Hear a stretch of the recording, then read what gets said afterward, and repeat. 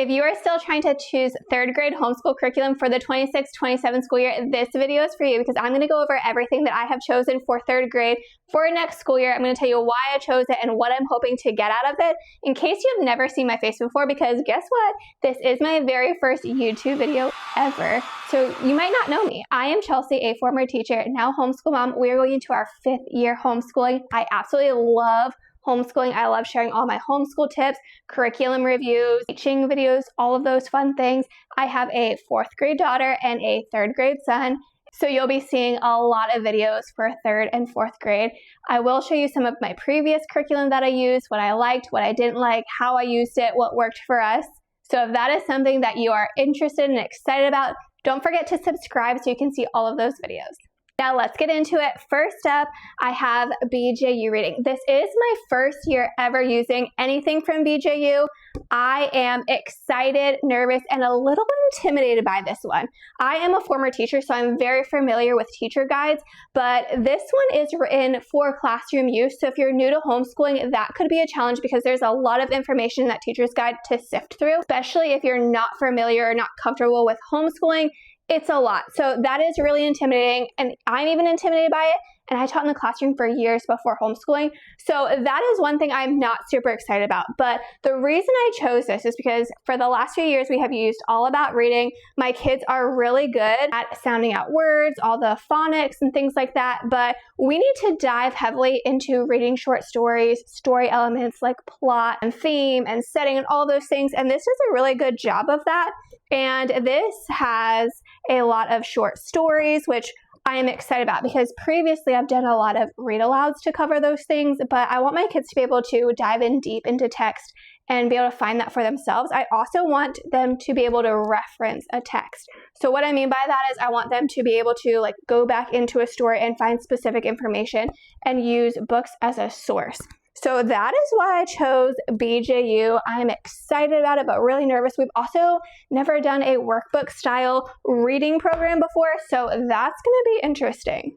Now, since we just did reading, I'm going to just stick with the language arts theme, and we're going to talk about writing. I'm using Essentials in Writing. I am using level 2, which is technically their 2nd grade level, but I'm using it for 3rd grade because we haven't done a whole lot of writing, and so I don't want to skip over and start with full stories if we need to work at that paragraph level. So this does work at that paragraph level, adding more detail, and I really like the layout of this. I'm really excited about just their graphic organizer, the way they break it down, which is why I chose this.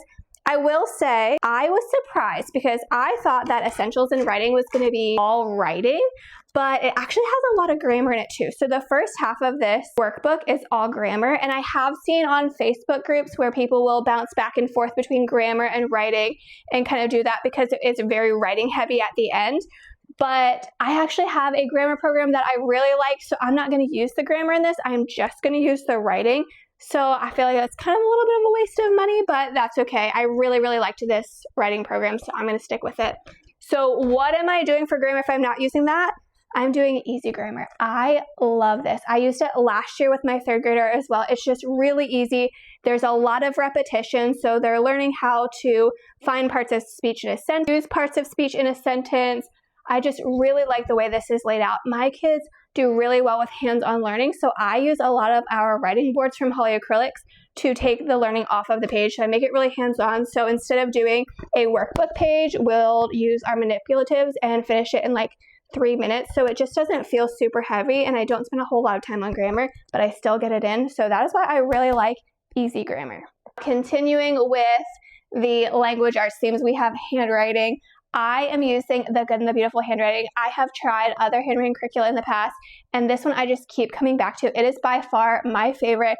I'll be honest, I don't like a whole lot of curriculum from the Good and the Beautiful, but this is one that I love. I will come back to it every time. It is tried and true. This is their introduction to cursive, so it does have some manuscript in it as well. But one of the things I really like about this is it has these rainbow dots that help you practice where do you start, where do you go next. So it is really great for teaching cursive. I'm really excited about this. I used something different to teach my daughter cursive last year when it was her 3rd grade year, and it just did not go well. So I switched her back over to the Good and the Beautiful for 4th grade as well. Tried and true. I absolutely love this handwriting curriculum. Okay, next up is math. So my third grader is pretty advanced in math, so he is actually doing level 4. This is Apologia Mathematics. I really like Apologia. I used it last year for third grade for both of my kids. It worked really well. It is more of a textbook style. It is mastery based, so they are spending a few days or weeks on one topic, which works really well for my kids. One thing I did notice though, I have done math as a family style subject because both of my kids are on the same grade level, but my son he is math minded, he is a math whiz, and he is grasping those concepts so much faster. So I am going to use this with him, but I'm also going to do CTC Math, which is online math. So it has an online instructor, it's video lessons, and I'm going to let him kind of do that at his own pace. So I'm still going to teach this to both of them just to make sure he's getting everything, but then let him do kind of math on his own. It's going to be his independent subject next year because he is so good. But what I really like about this one is when it introduces a topic, it will teach it in multiple ways. So there are a lot of curricula out there that will teach multiplication as memorization or skip counting or whatever, but this teaches it in arrays, skip counting, repeated addition, and you learn to memorize those facts. So when it shows it in a lot of different ways, kids have the opportunity to find the one that they gravitate towards.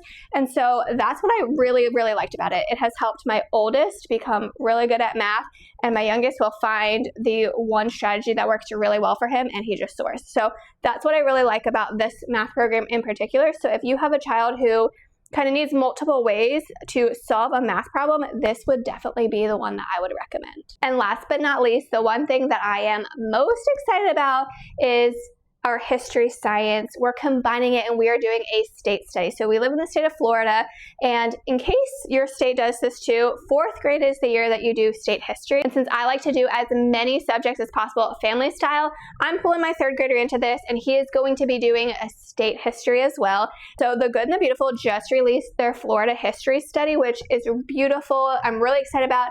I'm honestly terrible at history, and I also did not grow up in Florida, so I didn't learn Florida history. So when they announced that they were coming out with this, I was so excited because that is going to be the spine of everything that we do. And then I'm going to pull in science topics that are related to Florida, so that way we can do a big Florida state study. It's going to be history and science. That way I don't have to break it up as much. There's not another curriculum that I have to follow, because to be quite honest, I don't want a whole lot of books. I don't want a whole lot of workbooks. I want to be able to simplify my life as much as possible, especially if you're teaching multiple children. Doing as many things as you can, family style, simplifying it as much as possible is so much easier for you because you don't have as much to manage. This is going to be our spine for history, pulling in science. We're going to put it together in a big Florida notebook. I am so excited. I will say the beautiful feat is Charlotte Mason, and I kind of struggle with Charlotte Mason a little bit. We're a very eclectic homeschooler. I like workbooks. I like unit studies. I like the Charlotte Mason style where you are learning through living books. I just have a hard time executing this sometimes because, let's just be honest, you have to read a whole lot. But thankfully, both of my kids are strong readers, and so I can tag team it with them to do some more of the reading part.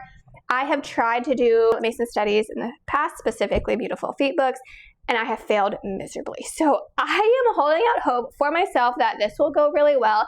I am excited, so we'll see. I'm going to keep you updated throughout the year of the progress that we make, how it's going, what are some strengths, what are some weaknesses, what are some things that I am changing up as we go, because something we know about homeschooling is just because it looks beautiful and it looks great, it doesn't always work. And it doesn't always work for different children. So I like to check in every few months to see, hey, is this still working for my kids? Is this something that we want to continue? Do we not want to continue? Do I need to change it up? So I'm constantly looking at that. So this is what I am using for 3rd grade. If you are interested in any of it, if you've used any of it, let me know in the comments. If you want to see a flip through of something because you're curious and you think it might be a good fit for your kids, let me know. I will show you what the inside of all of these books look like. If you are homeschooling multiples, stay tuned because I'm about to post my 4th grade video and what I'm going to be using for that. How I'm going to do a family style learning as much as possible so I can make my life easier.